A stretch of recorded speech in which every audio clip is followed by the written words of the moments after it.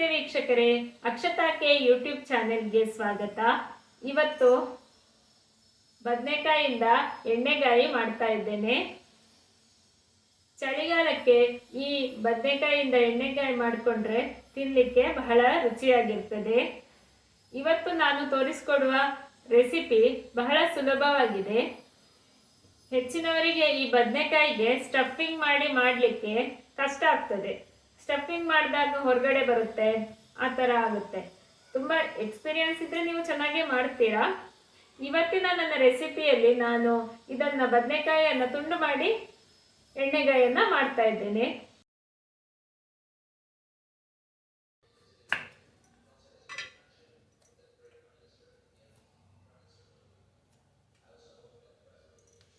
ಇಲ್ಲಿ ನಾನು ಬದನೆಕಾಯಿಯನ್ನು ಉದ್ದಕ್ಕೆ ಕಟ್ ಮಾಡ್ಕೊಳ್ತೀನಿ.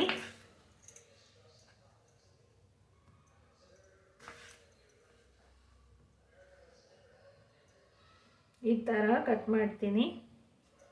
ಹೀಗೆ ಕಟ್ ಮಾಡಿಕೊಂಡ್ರೆ ಎಲ್ಲಿಯಾದರೂ ಹುಳ ಇದ್ದರೆ ನಮಗೆ ಕಾಣ್ತದೆ ಬದನೆಕಾಯಿಯಲ್ಲಿ.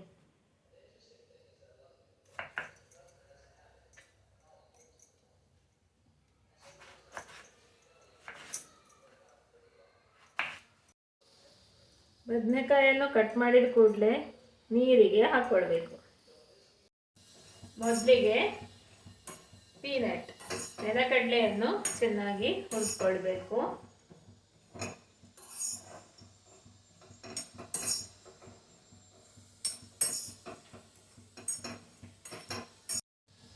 ತೆಗಿತಾ ಇದ್ದೇನೆ.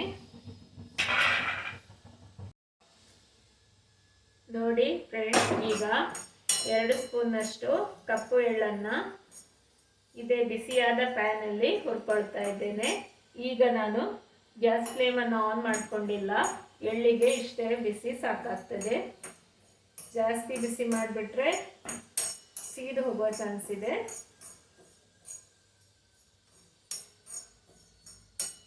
ಈ ಬಿಸಿಯಲ್ಲಿ 2 ನಿಮಿಷಗಳ ಕಾಲ ಹುರ್ಕೊಳ್ಳಿ. ನೀವು ಗ್ಯಾಸ್ ಮಾಡಿ ಉರಿತಾ ಇದ್ರೆ ಸಿಮ್ಮಲ್ಲಿ ಇಟ್ಟು 1 ರಿಂದ 2 ನಿಮಿಷ ಹುರ್ಕೊಂಡ್ರೆ ಸಾಕು. ನಾನು ಇಲ್ಲಿ ಕಪ್ಪು ಎಳ್ಳು ಉಪಯೋಗಿಸಿದ್ದೇನೆ, ಬಿಳಿ ಎಳ್ಳನ್ನು ಉಪಯೋಗಿಸ್ಕೊಳ್ಬೋದು.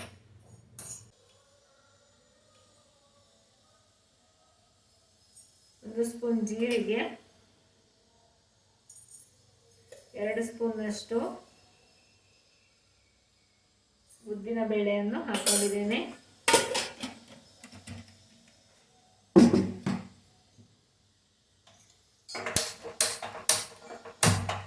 ಎಲ್ಲ ಇಂಗ್ರೀಡಿಯೆಂಟ್ಸ್ ಅನ್ನ ಡ್ರೈ ರೋಸ್ಟ್ ಮಾಡ್ಕೊಳ್ಳೋದು. ಇದರ ಜೊತೆ ಕೆಂಪು ಮೆಣಸನ್ನು ಸೇರಿಸ್ಕೊಳ್ತಾ ಇದ್ದೇನೆ. ನಾನಿಲ್ಲಿ ಬ್ಯಾಡಗಿ ಮೆಣಸನ್ನು ಉಪಯೋಗಿಸ್ಕೊಂಡಿದ್ದೇನೆ, 4 ಬ್ಯಾಡಗಿ ಮೆಣಸು.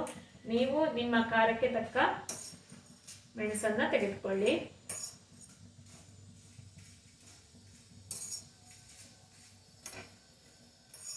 ಈ 3 ನಾನು ಜೊತೆಗೆ ಹುರ್ಕೊಳ್ತಾ ಇದ್ದೇನೆ. ಪೀನಟ್ ಮತ್ತು ಎಳ್ಳನ್ನು ಸಪ್ರೇಟ್ ಆಗಿ ಹುರ್ಕೊಂಡಿದ್ದೀನಿ. ಎಳ್ಳು ಬೇಗನೆ ಆಗ್ತದೆ.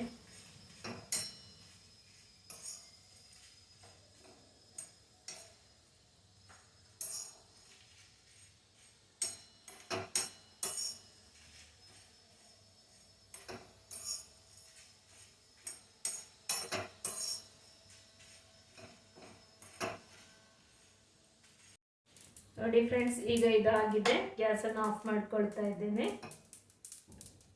ಚಿಟಪಟ ಆಗ್ತಾ ಇದೆ ನೋಡಿ.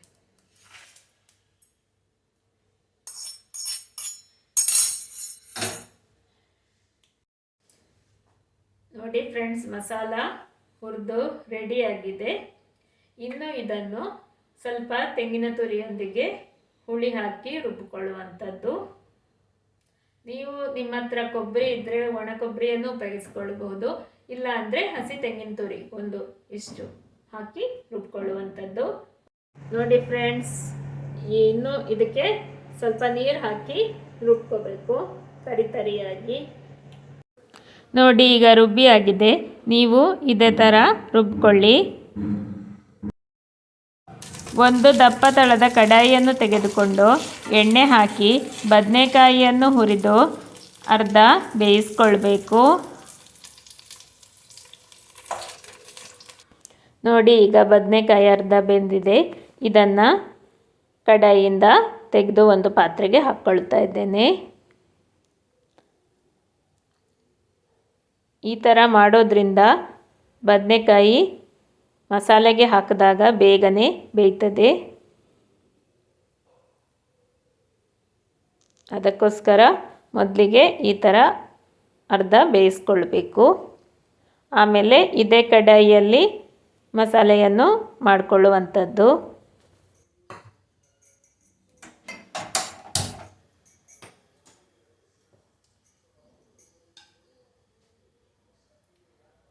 ಈಗ ಇದೇ ಪ್ಯಾನಲ್ಲಿ ಆನಿಯನ್ನನ್ನು ಫ್ರೈ ಮಾಡ್ಕೋಬೇಕು.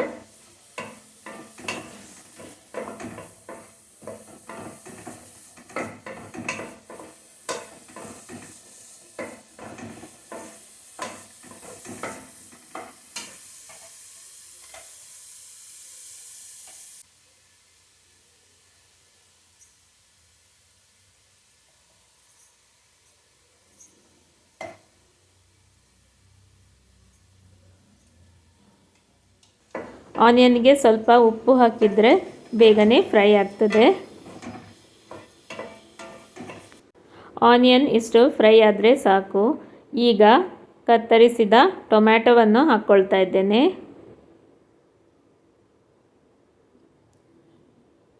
ಟೊಮ್ಯಾಟೊ ಒಳ್ಳೆಯ ರುಚಿಯನ್ನು ನೀಡ್ತದೆ.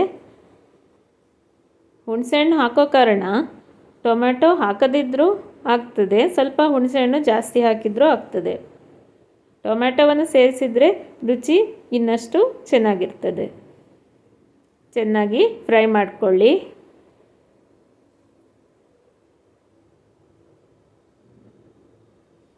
ಈಗ ಅರಶಿನ ಪುಡಿಯನ್ನು ಸೇರಿಸ್ಕೊಳ್ಬೇಕು ಫ್ರೈ ಆಗುವಾಗ.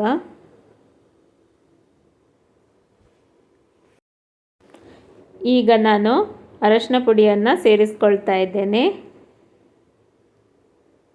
ಫ್ರೈ ಮಾಡಿಕೊಳ್ಳಿ. ಆಮೇಲೆ ರುಬ್ಬಿದ ಮಿಶ್ರಣವನ್ನು ಸೇರಿಸ್ಕೊಳ್ಳುವಂಥದ್ದು.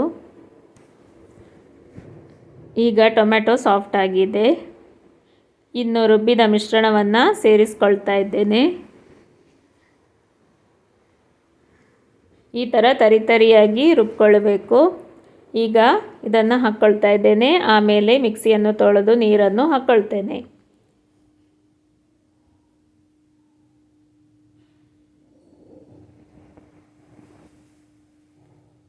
ನೀವು ಈ ಚಳಿಗಾಲದಲ್ಲಿ ಎಣ್ಣೆಗಾಯಿಯನ್ನು ಮಾಡಿ ನೋಡಿ, ಬಹಳ ರುಚಿಯಾಗಿರ್ತದೆ.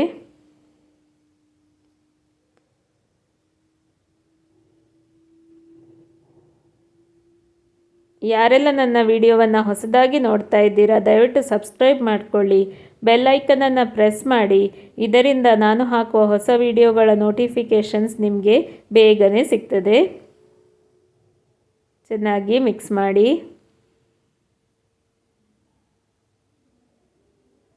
ಇನ್ನು ಇದನ್ನು ಕುದಿಸಬೇಕು. ಒಂದು ಕುದಿ ಬಂದ ನಂತರ ಬದನೆಕಾಯಿ ತುಂಡುಗಳನ್ನು ಹಾಕ್ಕೊಳ್ಳುವಂಥದ್ದು.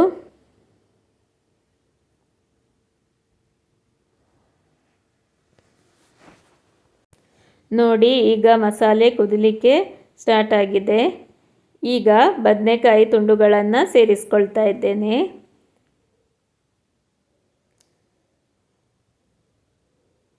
ಇನ್ನು ಇದಕ್ಕೆ ರುಚಿಗೆ ತಕ್ಕಷ್ಟು ಉಪ್ಪು ಮತ್ತು ಬೆಲ್ಲವನ್ನು ಸೇರಿಸ್ಕೊಳ್ಬೇಕು. ಬೆಲ್ಲವನ್ನು ನಿಮ್ಮ ರುಚಿಗೆ ಎಷ್ಟು ಬೇಕು ಅಂತ ನೋಡಿಕೊಂಡು ಹಾಕ್ಕೊಳ್ಳಿ. ಒಮ್ಮೆ ಚೆನ್ನಾಗಿ ಮಿಕ್ಸ್ ಮಾಡಿ ಮುಚ್ಚಳ ಮುಚ್ಚಿ ಗ್ಯಾಸನ್ನು ಸಿಮ್ಮಲ್ಲಿ ಇಟ್ಟು ಬೇಯಿಸ್ಕೊಳ್ಳುವಂಥದ್ದು. ನಡುವೆ ಚೆನ್ನಾಗಿ ಮಿಕ್ಸ್ ಮಾಡಿಕೊಳ್ಬೇಕು, ತಳ ಹಿಡಿಯದ ಹಾಗೆ. 10 ನಿಮಿಷ ಕಳೆದಿದೆ. ನೋಡಿ ಎಷ್ಟು ಚೆನ್ನಾಗಿ ಕುದೀತಾ ಇದೆ ಅಂತ. ಒಮ್ಮೆ ಚೆನ್ನಾಗಿ ಮಿಕ್ಸ್ ಮಾಡಿ ಪುನಃ ಮುಚ್ಚಳ ಮುಚ್ಚಿ ಇಡ್ತೀನಿ. ನೋಡಿ ಫ್ರೆಂಡ್ಸ್, ಈಗ ರೆಡಿಯಾಗಿದೆ.